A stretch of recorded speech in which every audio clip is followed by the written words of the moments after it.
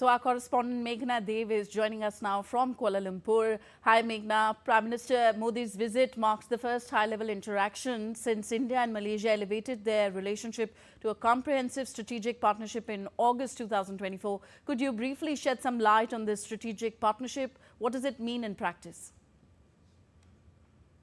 Yes, Tanvi, when we actually see that this relationship is going to have more, is going to be accelerated with this visit, we will definitely we see that there will be some important roadmap that could be paved for future bilateral interactions, future bilateral engagement between both the countries. Very importantly, there are different, diverse, important emerging areas of cooperation that can emerge, especially when we're talking about semiconductors. We do see that Malaysia has about 30 to 40 years of experience in the semiconductor sector. And looking at that, its exports actually, semiconductors comprise of Malaysia's 30% of exports. Not only semiconductors, but the allied industries as well. So we will definitely, as India would is also on its path to build a very solid, a very huge semiconductor ecosystem. India would want to tap in the many important players from the Malaysian market as well, and industries are definitely looking very interested in investing in India, in opening up important fab units or other units in India. Besides that, also there have been earlier recently MOUs also signed between IIT Madras and ASEM in Malaysia for chip, in terms of chip designing, skilling of peer professionals, and much more. So this is one area that holds more promise in terms of where we're talking about when we're talking about new areas. Besides that, obviously the defense sector, when we are talking about the sale of Dornier aircraft, maintenance of Scorpion and Su-30, so all of these is also something that will be on agenda. Besides, when we are talking about MOUs and agreements, important is the DPI, the digital public infrastructure.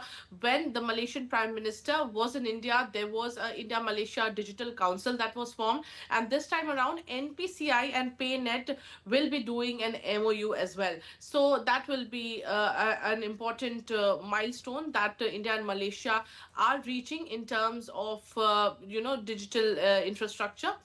Besides that, there are MOUs that are expected in the peacekeeping sector, in when we're talking also about different sectors, investments, much more. But also, having said that, we definitely do see the importance of the Indian diaspora in Malaysia. So Tanvi, having a lot of it is about a 3 million strong diaspora, PIOs and NRIs in Malaysia.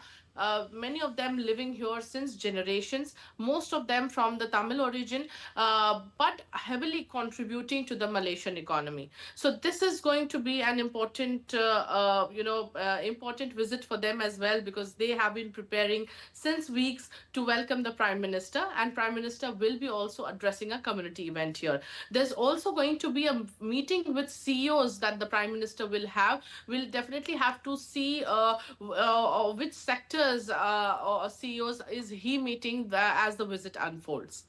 Okay, Meghna, defense and security discussions are also expected to be on the agenda. What specific aspects are we looking here? See, when we're actually looking, Tanvi, in the defense sector, the Dornier aircraft sale is one of the important aspects. We also do see that Su-30, Malaysia also uses, this Russian aircraft. We also use it. So maintenance of that, we are also talking about other aspect like the Scorpion submarines, retrofitting and maintenance of that. Despite that, besides that, also Malaysia will be expecting in terms of naval naval infrastructure, the naval platforms that can be supplied from India to Malaysia. So now we are not just talking about the maintenance and sales, but we are also talking about how both the countries can cooperate in the defense sector. So this is going to be an important discussion. We'll definitely have to see what exactly the leaders talk on agenda. Besides, the ITIGA is one of the important aspects, Tanvi, because the ASEAN India trade in goods agreement was expected to be finalized, reviewed and finalized in by the end of 2025, but it couldn't happen. So what is the status? What is India seeking? What are the ASEAN partners seeking? Is something that both the leaders would discuss, because when we actually see, there's a huge trade that India has with the ASEAN. Besides, when we're talking about Malaysia, India is also an important trade partner for Malaysia. The trade stands at somewhere around $20 billion. We also do see, while in the ASEAN, Malaysia is the third largest trading partner for India, Singapore being the first, but still there's a lot more potential for trade investments to come up.